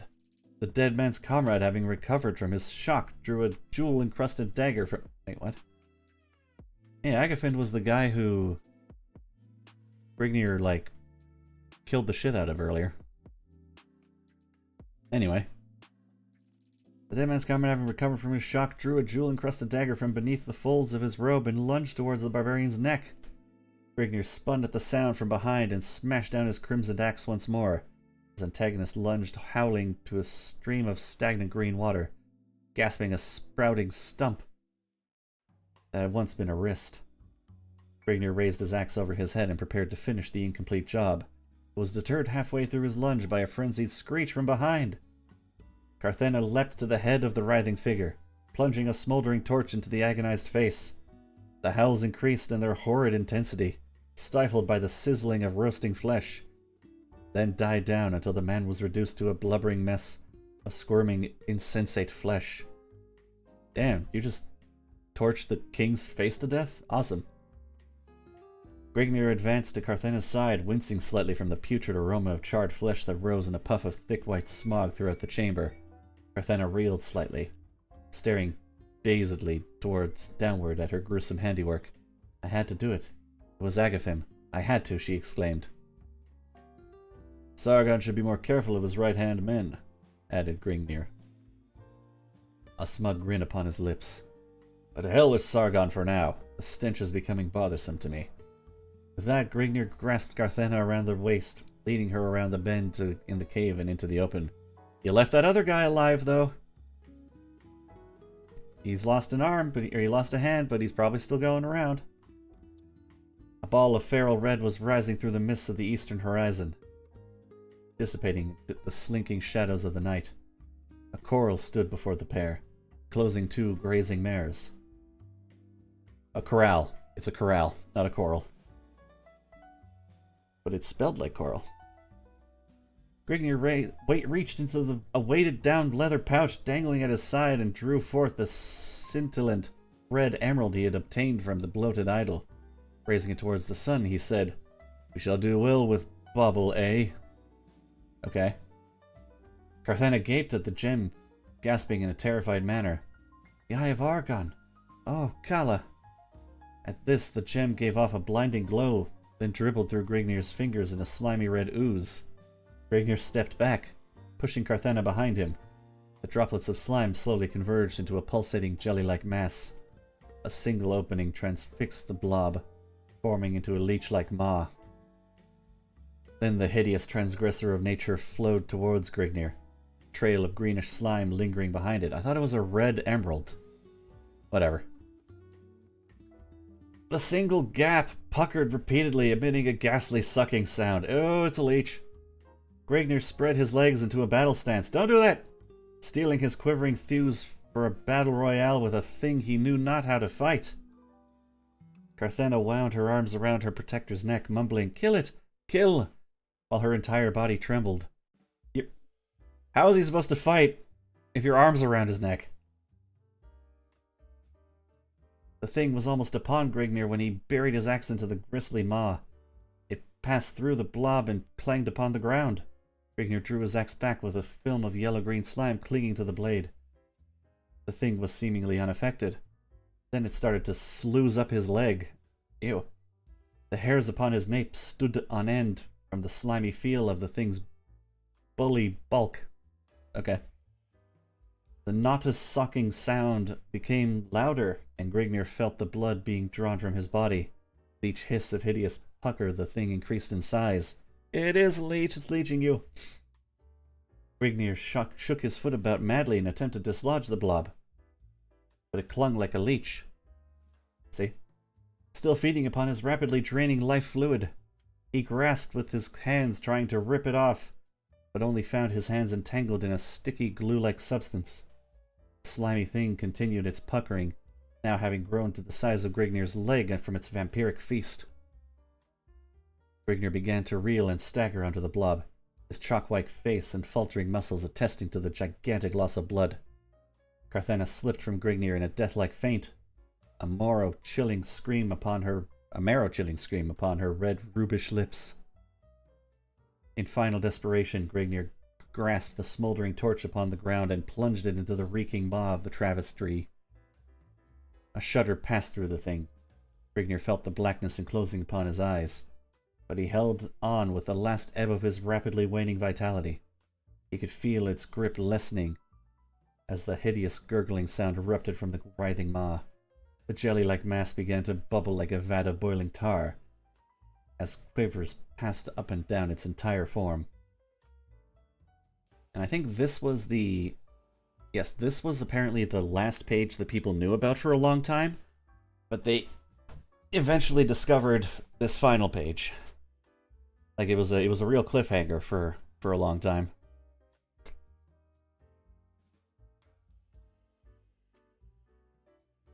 With a sloshing plop, the thing fell to the ground, evaporating in a thick scarlet cloud until it retained its original size. It remained thus for a moment, as the puckered maw took the shape of a protruding red eyeball, the pupil of which seemed to unravel before it the tale of creation. How a shapeless mass slithered from the quagmires of the stigmatic pool of time, only to degenerate into a leprosy of avaricious lust. Whatever that means. In that fleeting moment, the grim mystery of life was revealed before Grignir's ensnared gaze.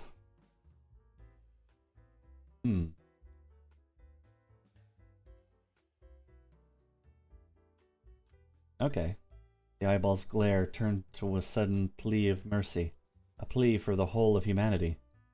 Then the blob began to quiver with violent convulsions. The eyeball shattered into 1,000 tiny fragments, and evaporated in a curling wisp of scarlet mist. The very ground below the thing began to vibrate and swallow it up with a belch. The leech was a good guy?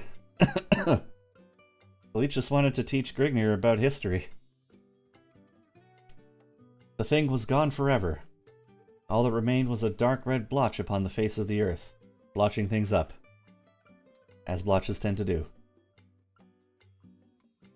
Shaking his head, his shaggy mane, to clear the jumbled fragments of his mind, Grignir tossed the limp female over his shoulder. She wasn't the one who got her blood drained. Mounting one of the disgruntled mares, and leading the other, The weary, scarred barbarian trooted slowly off into the horizon to become a tiny pinpoint in a filtered field of swirling blue mists, leaving the nobles, soldiers, and peasants to replace the missing monarch. Long live the king. By Jim Thace, winner of the J.T. Rickosh Award for excellence. I'm glad he got an award for it.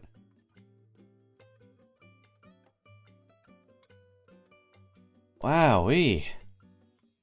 That was 2 hours of reading. My throat hurts.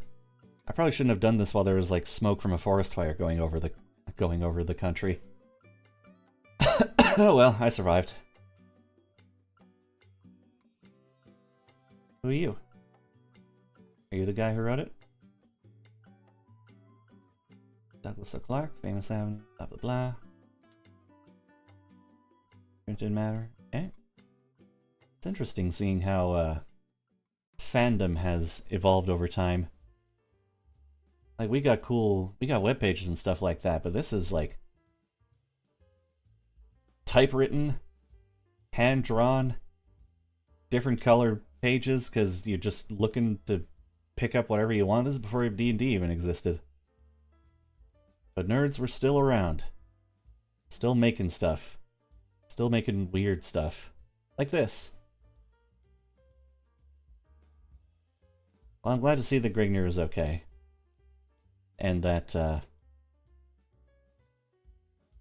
well, hopefully his girlfriend is okay too, because she had quite the fright there. I don't know, she was able to, like, murder a king, but a leech was too much for her.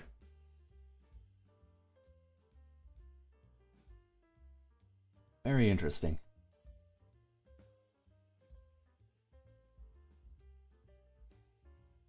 I wasn't sure if I was going to be able to get through this in one day. Potentially there could be a sequel since the barb is okay. Potentially. Unfortunately, I believe Jim Thace has passed away since making this, if he indeed existed. So it would have to be a spiritual sequel, I suppose.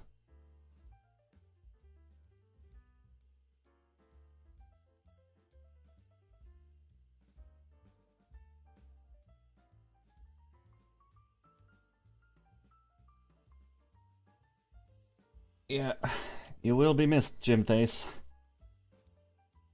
Even though you may not have liked the reception you got, it did pave the way for a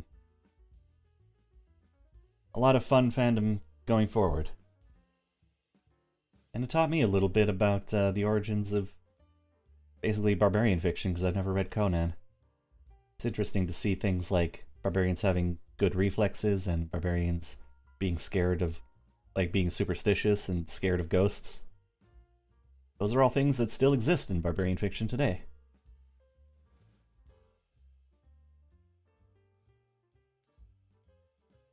Alright. Good enough place to end it, though. Just kicking around. Vanille's doing Fallout 76 again. Thank God the G-string did not get passed on. Get passed on. Yeah, oh, fair enough. Yeah.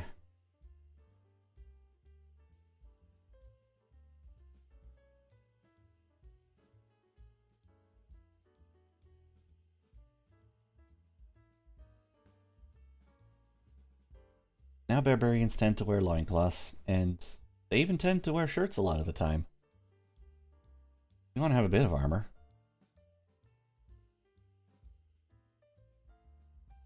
Or like, you know, leggings. Little leg armor on there. A strap to hold your sword on to your back or something. An interesting point in the evolution of fiction. I don't know who I want to send you to.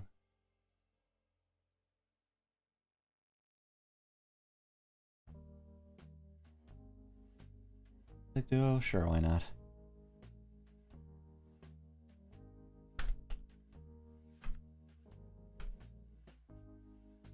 I'm gonna go rest my throat. Don't need this anymore. Alright, everybody, thank you for coming by. Raiders, no, not Raiders. Lurkers. Lurkers, thank you for lurking. Jay, thank you for being the peanut gallery for this interesting fiction read. And see you tomorrow for multiplayer stuff with COG. Bye.